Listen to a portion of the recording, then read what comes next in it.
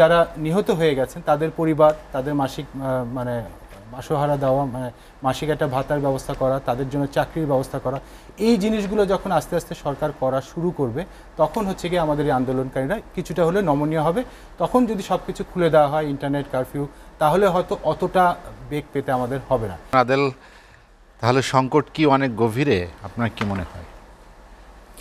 না, অবশ্যই সংকট তো আসলে অনেক গভীরে, এবং এটা ষড়যন্ত্রটা পূর্ব পরিকল্পিত, এবং এটা মানে ঝোপ বুঝে কোপ মারার মতো সুযোগ পেয়ে এই জিনিসটি হয়েছে। এর পিছনে যেটা এখন দেখতে হবে যে আমাদের এইটা কখন আসলো, যে আমাদের কোটা সুযোগটা করে দিল কে?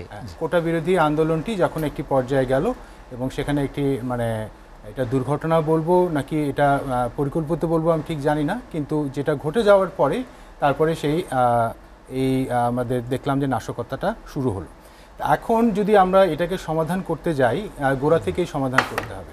যেমন এই ছাত্রদের যেই রাজনীতিটা বা তারা যেই আন্দোলনটি করে এসছে বা করছে, এবং এখনও কিন্তু তারা সচল আছে, তারা কিন্তু ইন্টারনেট চাচ্ছে, কারণ তাদের যে সমন্বয়করা সমন্বয় করবে তার জন্য ইন্টারনেট দরকার, সেজন্য তারা ইন্টারনেট চাচ্ছে, তারা ভার্সিটিতে ফেরত আসতে চাচ্ছে, এবং সেখান থেকে বাহিনীদের সদস্যদের সরিয়ে দেওয়ার কথা বলছে। তারা তার মানে তারা very much on the track, তারা এখনও কিন্তু আন্দোলনের মধ্যেই আছে।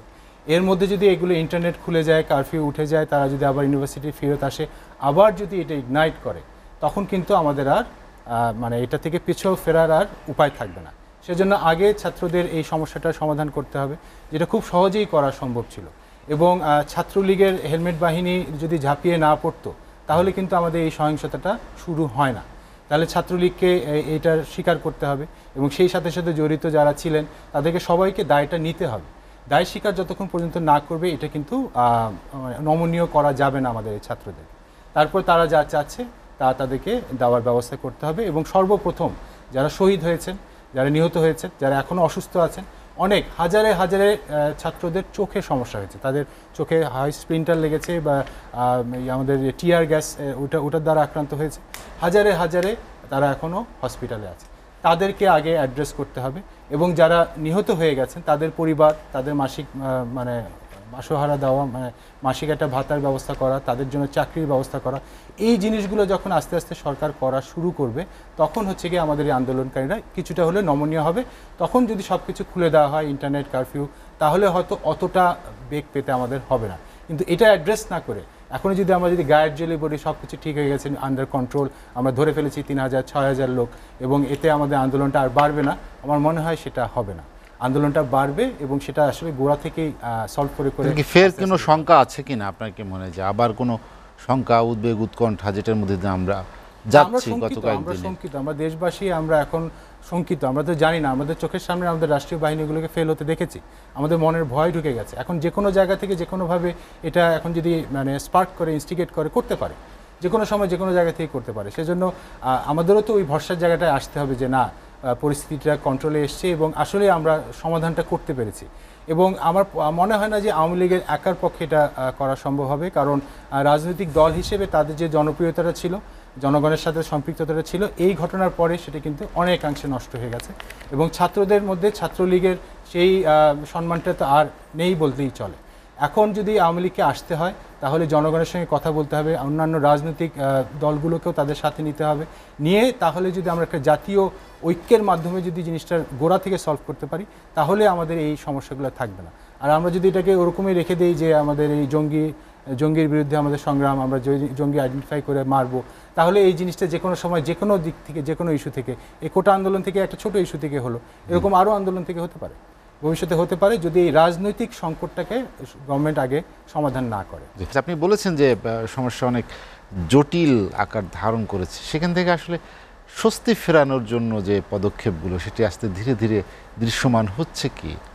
না, সেটাই, হ্যাঁ, রনি ভাই যেটা বললেন খুব ভালো করে, সুন্দরভাবে উনি বলেছেন যে আমাদের আসলে কোন কোন জিনিসগুলোতে কাজ করলে আমরা আসলে এগিয়ে যেতে পারবো।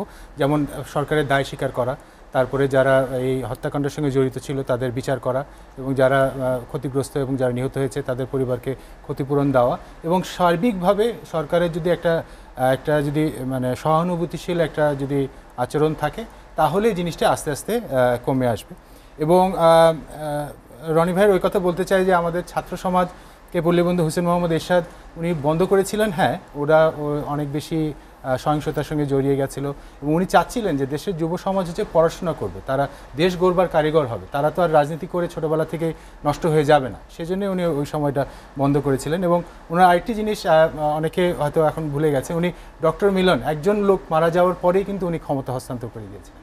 উনি কিন্তু মায়ের বুক খালি করতে চাননি, যখন দেখেছেন যে এরকম, এবং ওনার সময় যে আন্দোলনটা হয়েছিল শুধু ঢাকা বিশ্ববিদ্যালয় কেন্দ্রে, এই শাহবাগ মোড় এবং ঢাকা বিশ্ববিদ্যালয় কেন্দ্রে, সারা বাংলাদেশে তার কিন্তু বিরুদ্ধে এরকম আন্দোলন হয়নি। তারপরেও যখন একজন মারা গেছেন তারপরে কিন্তু উনি মানে ওনার ক্ষমতাটাকে ছেড়ে দিয়েছেন, ক্ষমতার লোভ করেননি বা ক্ষমতাটা আঁকড়ে ধরে রাখতে চাননি।